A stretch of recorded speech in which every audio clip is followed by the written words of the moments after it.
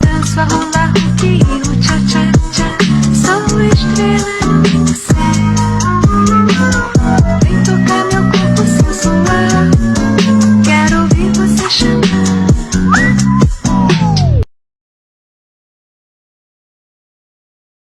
Disturbing things caught in elevators. More than an elevator failing, many people fear being trapped in one. People are afraid of this happening for meter seconds, but what about 41 hours? That's what happened to Nicholas White, whose elevator got stuck in the middle of its trip. 41 hours, and there was nothing he could do to help himself. Quickly, he begins to run around erratically.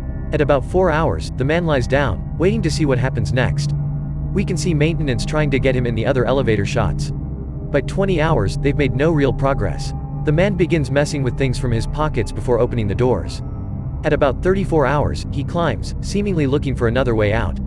Clearly not satisfied or otherwise unable, he continues his cycle of laying down, running around, pacing, prying the doors open, and so much more. Before the 41-hour mark, he's finally released from this unfortunate circumstance, and they block the elevator off from further use.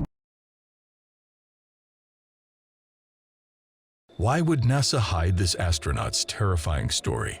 Leroy Chiao, an American astronaut who served as the International Space Station's commander for 6 months in 2005, has stated on record that it would be the height of conceit to think that we are the only species operating in the stars. He was working on the International Space Station, 230 miles above the planet, installing antennas and radio gear when he saw something that puzzled him. He claimed to have seen a line of lights that were arranged like an upside-down Nike swoosh, even though he was an experienced astronaut. "I saw them all fly by, and I thought it was rather unusual," he told the press. What was it that Chiao might have seen up there? And why was it so difficult to explain? Do you remember seeing this photo? This is Austin Harif. He was a college student and frat member who was involved in this horrible incident where he attacked a couple at random and chewed the face off of the husband. So at the time, Austin was a 19-year-old freshman at Florida State and everything seemed really normal, not out of the ordinary. So he eventually goes back and he's living with his family just west of Palm Beach when one night, when they're all out to dinner, he unexpectedly gets up from the table and leaves the restaurant. Kind of insane to think this, but the whole exchange is caught on camera. There were definitely signs that something was going on with him, as he reportedly believed he was half man, half horse. So he travels down the street in the dark, and for an unknown reason, he finds this couple just sitting outside of their garage. Next thing that anybody knew, there were these horrific screams coming from this driveway, and someone called 911. Austin had badly beaten them and used a weapon on them, and was found to be eating the face off of the husband when police arrived. They almost had to end him, as they couldn't even get him off with a taser. The scary game that is called Don't Look Back. In this game, an extremely evil entity will be invoked. This game can only be played every 3 months, exactly around midnight. No one should be in the house with you. You should be alone in the dark, sitting in a chair. The only light that is allowed in the house is the moonlight itself.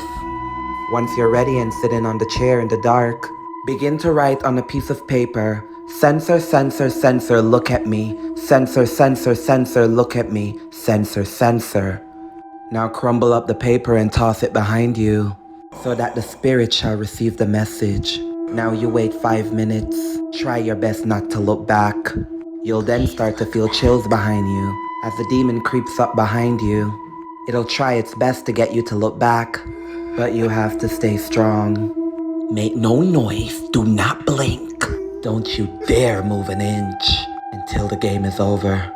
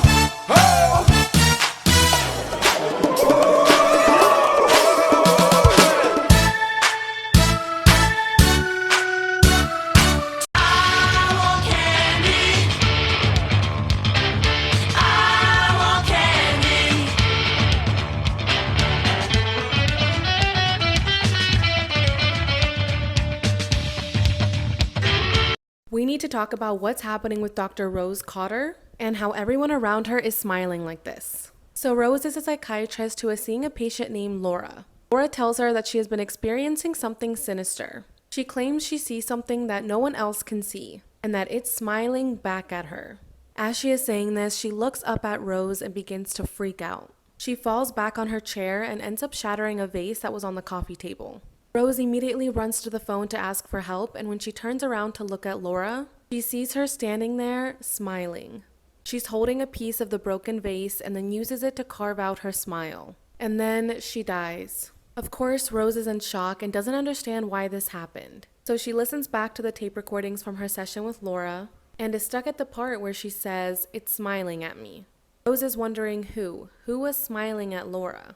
As Rose tries to recover from this incident, she goes back to work at the hospital, but begins to experience her own sinister occurrences. The first instance happened when she was walking past a patient's room and saw a man just sitting on his bed, smiling at her. So she approaches him and tries to get him to snap out of it. When he does, he begins to scream at her saying, "You're going to die." This freaks Rose out, so she begins to work with a detective to try to figure out what's going on. This detective says that he found 20 cases involving 19 victims who all experienced the same thing, someone smiling at them. And each person only made it a week before dying. Now it's been 4 days since Rose's patient died. So this means that she only has a few days left to figure this out and escape this new horrifying reality before she's next. If you want to see what happens next, you can watch Smile in theaters on September 30th. Spooky season is just around the corner, so you definitely don't want to miss out on the psychological thriller.